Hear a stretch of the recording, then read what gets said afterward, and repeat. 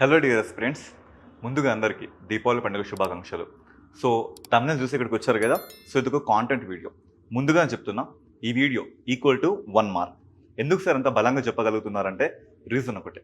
రాబోయే ఏ ఎగ్జామ్లో అయినా ఇది అడగడానికి ఎందుకు ప్రాబబిలిటీ ఉందంటే, బేసికల్గా ఒక 5 సంవత్సరాల డేటాని 5 సంవత్సరాల రిపోర్ట్ రెడీ చేయడం వల్ల, దట్టు ఏనుగులు అంటే ఎలిఫెంట్స్కి సంబంధించిన వివరాలు కనుక, సో ఎలిఫెంట్ రిజర్వ్ కాంటెక్స్లో మనకి జోగ్రఫీ కానీ కరెంట్ అఫైర్స్లో కానీ అడగడానికి మోర్ ప్రాబబిలిటీ ఉన్న ఏరియా. సో టాపిక్లోకి వెళ్తే, సో బేసికల్గా దీన్ని మనం ఏమంటున్నామంటే synchronise. So that is synchronising all India elephants estimation report. ఓకేనా? So this is all India elephants estimation report.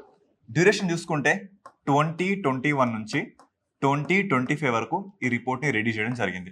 So ఈ రిపోర్ట్ పేరు వినగానే మీకు ఒక కొత్త టర్మ్ కనబడింది. ఏంటి? సింక్రోనైజింగ్. సో ఇదే కదా మీ doubt. So all India elephant estimation report అంటే అందరికీ అర్థమైపోతుంది. బట్ సింక్రోనైజింగ్ అంటే ఏంటి సార్? సో ఇంతకు ముందు ఎలిఫెంట్స్ని ఎలా కౌంట్ చేసేవాళ్ళు అంటే 2017లో దాన్ని డంగ్ అంటే ఏనుగుల పేడతో దాన్ని కౌంట్ చేసేవాళ్ళు. ఆ పేడతో తీసుకున్నప్పుడంట సో ఒకే ఎలిఫెంట్ 2 సార్లు లేదా 3 సార్లు కూడా కౌంట్ అయ్యేది. బట్ ఇప్పుడు అలా కాదు. ఈ ఎలిఫెంట్ డంగ్లో నుంచి తన డిఎన్ఏ సేకరిస్తున్నారు. సో ఒకసారి డిఎన్ఏ మరి ఏ ఎలిఫెంట్ డిఎన్ఏ కూడా ఇది మ్యాచ్ అవ్వదు. ఇది కాంటెక్స్ట్. సో మ్యాచ్ అవ్వదు కాబట్టి డబుల్ కౌంటింగ్ అయితే మనకి జరగదు.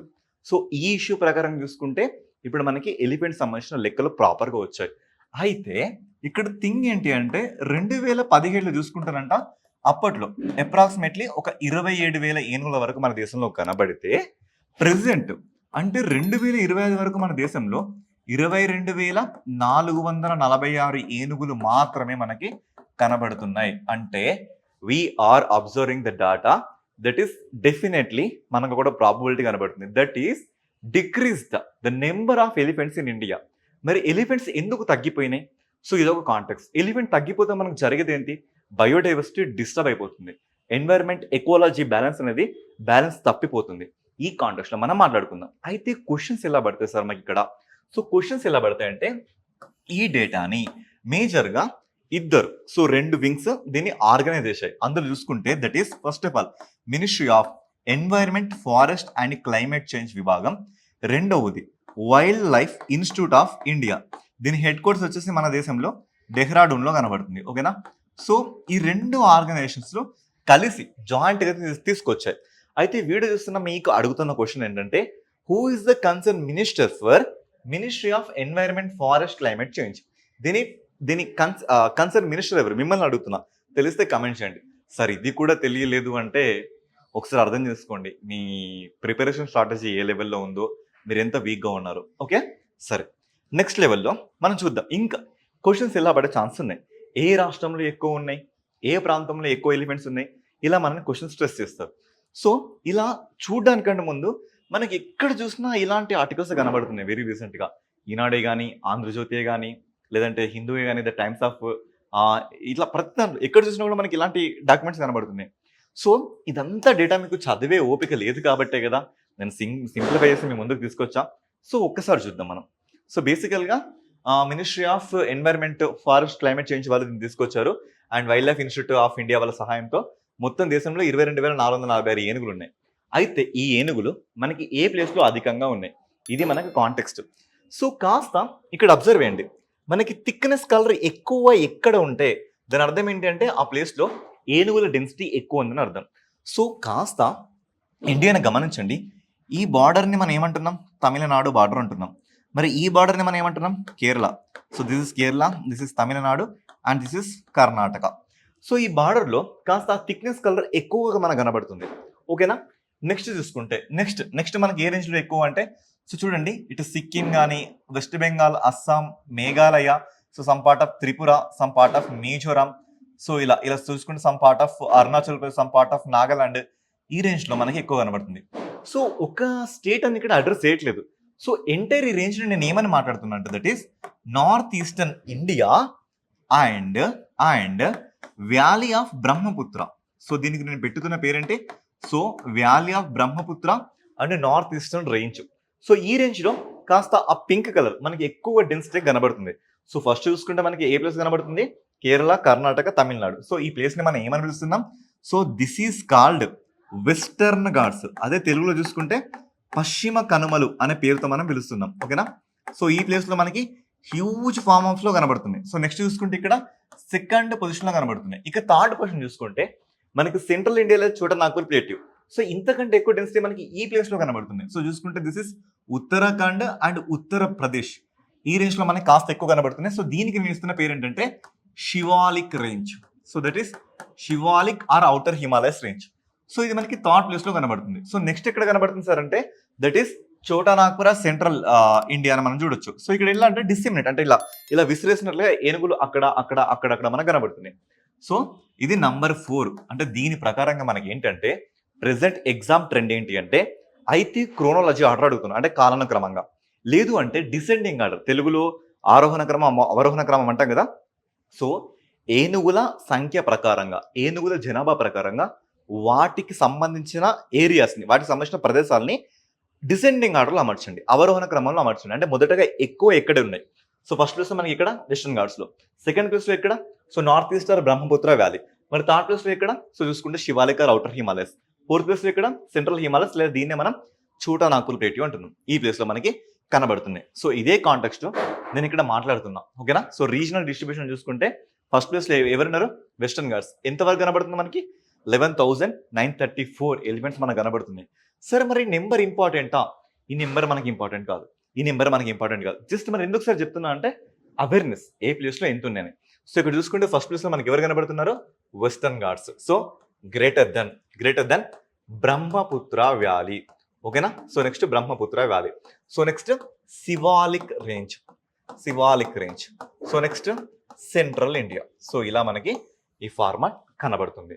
సో నెక్స్ట్ మరి అధికంగా ఏ రాష్ట్రంలో ఏనుగుల సంఖ్య ఎక్కువ ఉంది? సో చూసుకుంటే ఫస్ట్ ఆఫ్ ఆల్ మనకి కర్ణాటకలో ఎక్కువ కనబడుతున్నాయి, సెకండ్ అస్సాం, థర్డ్ తమిళనాడు, ఇక ఆ తర్వాత చూసుకుంటే మనకి కేరళ ఎలా కనబడుతుంది. మరి ఎలా గుర్తుపెట్టుకోవాలంటే 10 రూపీస్కి ఒక చాక్లెట్ దొరుకుతుంది, కిట్ క్యాట్, తెలుసు కదా. సో కిట్ క్యాట్లో మనకి క్యాట్ అంటే ఇలా కాకుండా మనకి ఎలా ఉంటుంది? ఇలా ఉంటుంది కదా. సో కిట్ క్యాట్లో ఈ క్యాట్ని గుర్తుపెట్టుకోండి. K for Karnataka, A for Assam, third ప్లేస్లో తమిళనాడు మనకి కనబడుతుంది. ఇలా గుర్తుపెట్టుకోవడానికి ట్రై చేయండి. అయితే ఇక్కడ ఇంకొక most probability and significant moment ఏంటంటే ఏ రాష్ట్రంలో ఈ ఏనుగుల సంఖ్య తగ్గడం మొదలైంది. సో ఈ కాంటెక్స్ని మనం అబ్జర్వ్ చేసుకుంటే అధికంగా ఎంత పర్సెంట్ డిక్లైన్ అయిందంటే 68% మనకి జార్ఖండ్లో డిక్లైన్ అవ్వడం జరిగింది. సో చూసుకుంటే మనకి డిక్లైన్ జార్ఖండ్లో 68% తగ్గింది. మరి నెక్స్ట్ ప్లేస్లో ఎవరున్నారంటే సెకండ్ ప్లేస్లో చూసుకుంటే ఒడిశాలో ఇంకాస్త ఎక్కువ డిక్లైన్. సో చూసుకుంటే ఇక్కడ 68% డిక్లైన్ జరిగితే ఇక్కడ 54% డిక్లైన్ జరిగింది. అంటే అర్థం ఏంటో తెలుసా? సో 100 ఏనుగులు ఉండే దాంట్లో 68% మనం కోల్పోయినాం, 68 ఏనుగులను కోల్పోయినాం. అంటే చాలా ఎక్కువగా మనం ఇక్కడ కోల్పోవడం జరిగింది. So due to the mining issues and habitat degradation, అంటే గనులని మనం ఎక్స్ట్రాడినరీ తవ్వడం వల్ల వాటి ఆవాసాలని కోల్పోవడం జరిగింది.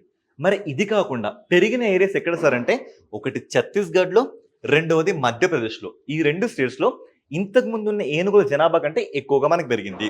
అయితే సార్ ఎగ్జామ్లో క్వశ్చన్ మనల్ని ఎలా అడ్రస్ చేస్తారంటే ఫస్ట్ ఆఫ్ ఆల్ మనని రీజనల్ డిస్ట్రిబ్యూషన్ అడుగుతాడు. ఓకేనా?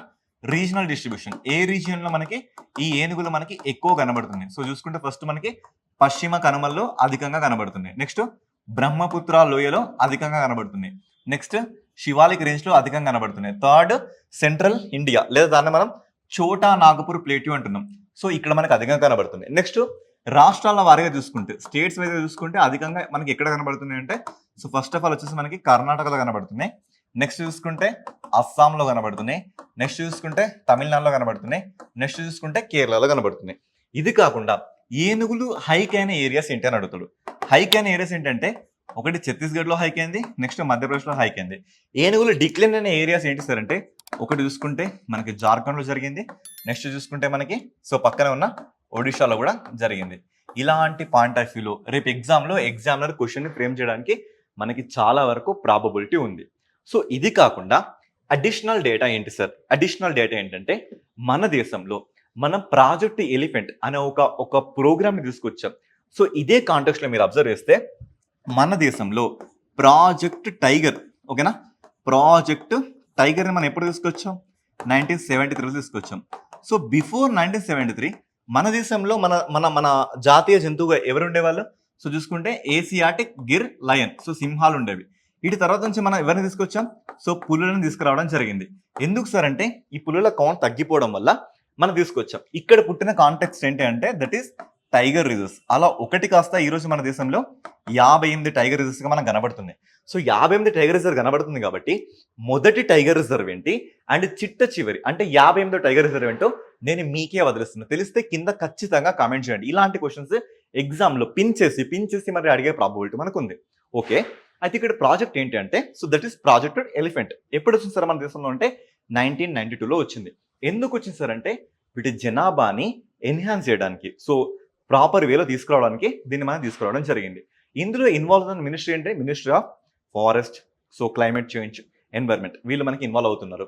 సో అలా మన దేశంలో ఇక్కడ పుట్టింది ఏంటంటే ఎలిఫెంట్ రిజర్వ్స్. ఓకేనా, ఎలిఫెంట్ రిజర్వ్స్ అంటే ఓన్లీ ఏనుగులకి మాత్రమే ఆవాసాలు కనిపించే విధంగా మన ఎలిఫెంట్ రిజర్వ్ తీసుకొచ్చాం.